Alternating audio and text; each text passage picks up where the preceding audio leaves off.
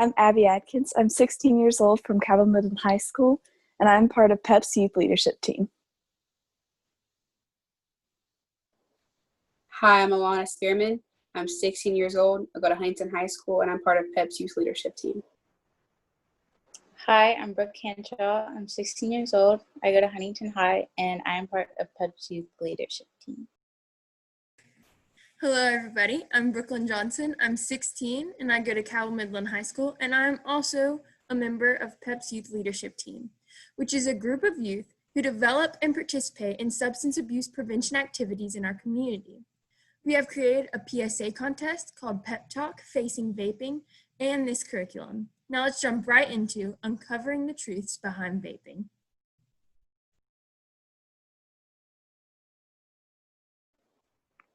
Vapes of all shapes. These are some common types and shapes of vapes sold on the market. The first and last vapes highlighted in yellow here are examples of USB drive shapes. These vapes have pods that the nicotine is stored in. They are manufactured by many different companies, but all look very similar. The next two outlined in red are examples of box pods. These are the biggest and bulkiest of the shapes and come in many different designs. The next vape in purple is an example of a vape stick. The vaping liquid is stored in the clear oasis at the top. The fifth vape in orange is an example of a true e-cigarette. These vapes are designed to look like real cigarettes. These next vapes highlighted in pink are known as pod mods. They have refillable pods that can be purchased. And this vape in blue is known as a vape pen. It has a cartridge that can be refilled and or replaced. Smaller vapes can easily be hidden in plain sight in places such as hoodie strings. Chemicals found in vapes, the direct effects. We'll start out by acknowledging what is actually inside e-cigarettes and how they impact the human body. Let's first touch on some specific chemicals and substances found in vapes.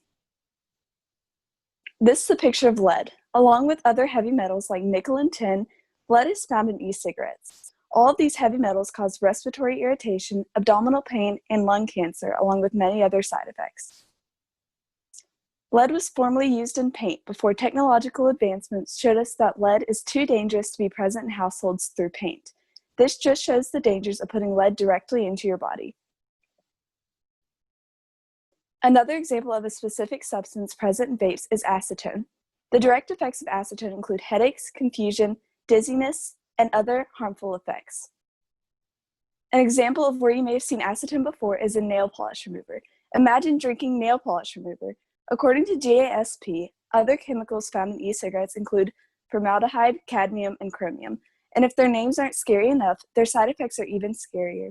Let's take a look at some overall effects of vaping. What are the serious effects of vaping?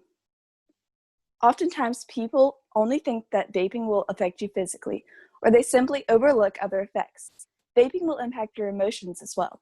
According to the CDC, vaping will lead to mood swings and disorders and an irreversible lowering of impulse control. Therefore, not only are you sacrificing your physical strength, but also the emotions and personality that makes you, you. The previously mentioned physical effects also include body aches and other fever-like symptoms. If you've ever had the flu, then these symptoms may seem familiar to you. Finally, the usage of e-cigarettes can lead to lung disease and cardiovascular disease, making it dangerous not only for your lungs, but for your heart as well. A specific disease linked to vaping is e-cigarette or vaping use-associated lung injury, or EVALI, which is linked directly to vitamin E acetate found in e-cigarettes. Just in February of 2020, there were 2,807 recorded cases and deaths caused by EVALI. Nicotine. This section will be an overview of nicotine's effects and the addiction cycle that follows its use. What is nicotine and what are the effects? Nicotine susceptibility factors include age, sex, genetic disposition or makeup, psychiatric disorders, and substance abuse.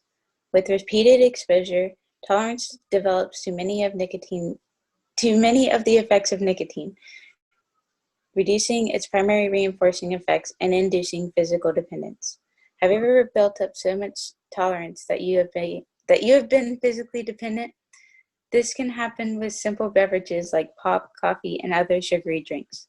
Coming off of things your body becomes so dependent on can lead to withdrawals.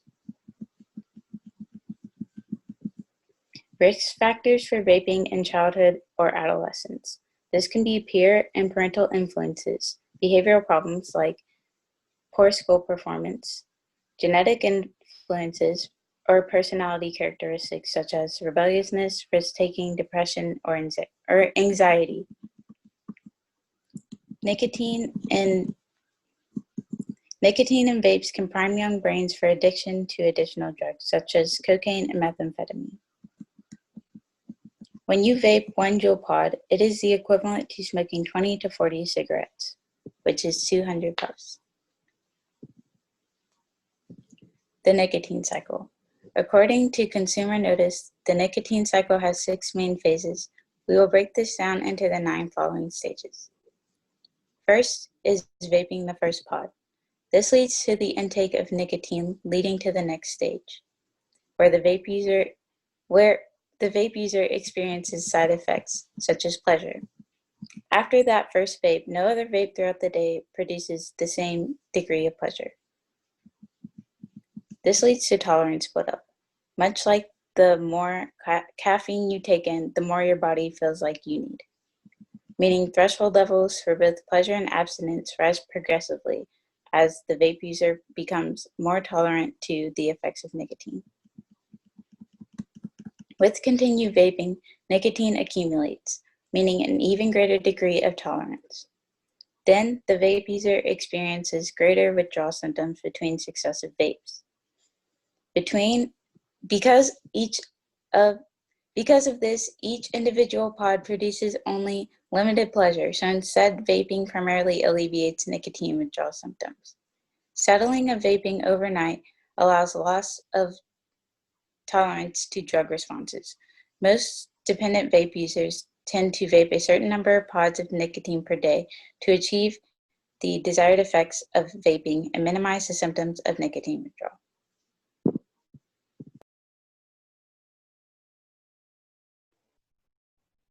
In this section, we'll be discussing the effects and dangers of third-hand smoke. But before we dive in, let's first discuss first and second-hand smoke. According to the American Lung Association, first-hand smoke is the smoke inhaled by the smoker or vape user, and second-hand smoke is the smoke inhaled by people around the smoker. Second-hand smoke can cause the same diseases as first-hand smoke. What is third-hand smoke? According to the Mayo Clinic, third-hand smoke is the residue of nicotine and other chemicals from tobacco products left on indoor surfaces. Third-hand smoke gets stuck to surfaces when you vape or smoke in the same room as them. Children and non-smoking adults might be at risk of tobacco-related health problems when they inhale, swallow, or touch substances containing third-hand smoke. Imagine a small toddler exploring the world and they climb onto a couch covered in third-hand smoke and put their hands in their mouth. This puts children at risk of health problems at a young age. Third-hand smoke can be trapped on indoor surfaces such as floors, walls, furniture, curtains, and vehicles. According to the Cancer Center, nicotine reacts with indoor air pollutants to form carcinogens or cancer-causing substances, which is then re-emitted back into the air in a process called off-gassing.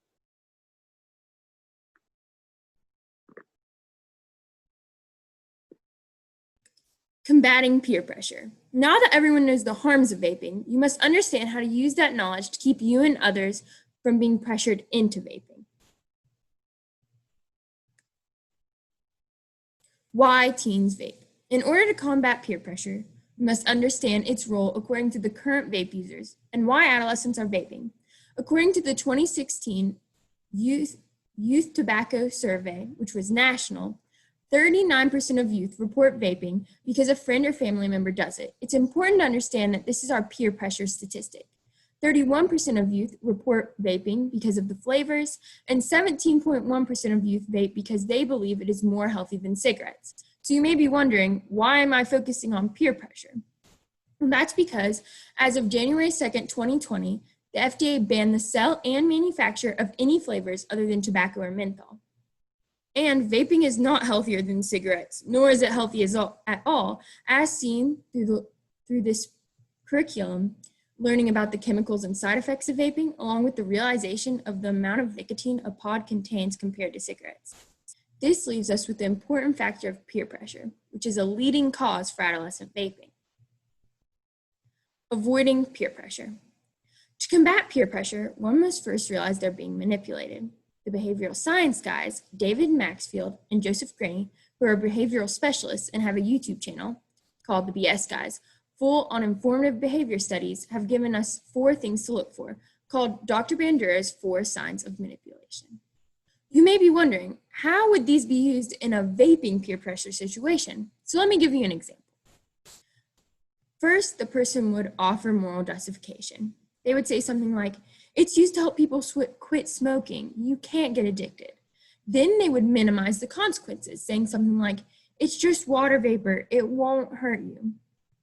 Third, they will dehumanize the victim. It's very important to understand that in this situation, you are the victim. The person being pressured is the victim. They will say something like, literally everyone else is doing it. Don't you want to be our friend? Or do you think you're better than us? Then they're going to end it out with displacing responsibility. They'll say something like, if the government lets it be sold, then it can't be that bad. It's very important to understand that almost everything I said was a myth. It's not true that it's just water vapor. Vaping is addictive. The thing about the government didn't make any sense, and not everyone else is doing it. So now that we understand and can spot peer pressure, which really is manipulation, let's talk about how you can completely combat it. The best way to combat peer pressure is to be inquisitive and ask questions. These questions are mostly to ask yourself, given to us by accreditedschoolsonline.org, but you can also ask questions to the person pressuring you, something like, do you know the harms and consequences of this substance? The reason for this question is to show that you are not completely agreeing with what the pressure is saying. You can either then inform the pressure of the answer to your question, or if you're not sure, make sure to do your own research.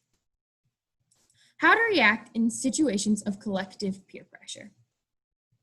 Collective peer pressure is when someone is pressuring a group of people. According to the behavioral science guys, an effective way to stop collective peer pressure is to show polite doubt. Let me give you an example. If people are saying that vaping is not harmful, then you could show polite doubt by saying, I politely disagree, because research shows that vaping can cause lung damage and is addictive. Or if they're saying everybody vapes, everybody loves doing it, you could say, I politely disagree because I don't wish to put that substance in my body. You may be wondering, why is polite doubt important and why is it effective? So let me think of an example for you. Have you ever gotten mad at someone and just yelled at them? You just lost it. We all have. Most likely, their first response was to yell back and defend themselves. However, when you politely disagree with the same person, they will usually be more likely to listen. It is important to understand that being polite does not mean you can't be assertive and confident with your no. Let me give you another example. If someone was trying to get you to vape, you could say, no, thank you, I am not interested. You could end it there or then back yourself up with facts. However, if you're in a situation of collective peer pressure, and someone's saying that vaping is healthy or everyone else wants to do it, then that is when you want to show your polite doubt. Stating your polite doubt in a group will allow others to know that not everyone is agreeing with the pressure, because it's quite likely that if you're doubting something, then someone else in the room is probably thinking that same thing and could possibly believe that their beliefs or ideals are not valid because no one else is voicing them, even though they aren't voicing them themselves. Polite doubt allows for others to think and wonder, maybe that nice person has a point. Now you're armed with the ability to spot and combat peer pressure while using this knowledge that you have learned to keep yourself and others from becoming addicted to this substance and from vaping.